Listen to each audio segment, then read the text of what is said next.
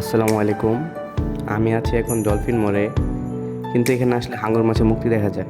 আগে এখানে ডলফিনের মুক্তি ছিল, সেটা ভাঙার পরে হয়তো এখানে হাঙর মাছের মুক্তি করা হয়েছে, যতটুকু জানি আর কি।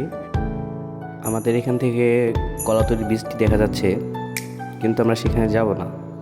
আমরা এখন মেরিন ড্রাইভ দিয়ে চলে যাব একটু ভিতরের দিকে, যেখানে জেলেরা মাছ ধরে। ওইখানে গেলে অনেক কিছু পাওয়া যায়, দেখা যায়। এখন আমরা সেদিকে যাচ্ছি, রওনা দিয়েছি সেদিকে উদ্দেশ্যে। অবশেষে আমরা বৃষ্টিতে চলে আসলাম। এই বৃষ্টির নামটা আসলে সঠিক আমার খেয়াল নেই। আর এই বৃষ্টিতে মানুষজন ঘুরতে আসে না, এখানে জেলেরা আসে মাছ ধরে। এখানে অনেক কিছু পাওয়া যায়, যেমন লাল কাঁকড়া, যেটা খাওয়া যায় না আর কি।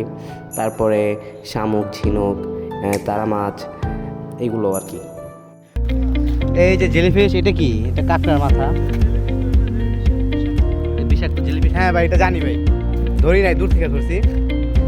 আর এই যে এটা কি? স্টারফিশ, তারা মাছ। উল্টাই দিই, সুন্দর আছে তো। ও হা,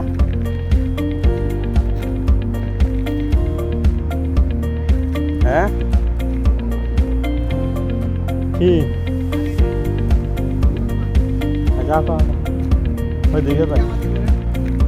হ্যাঁ, কাঁকড়া দেখছি।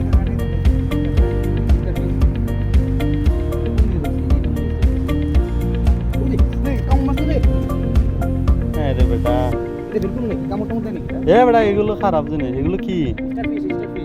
তুলো।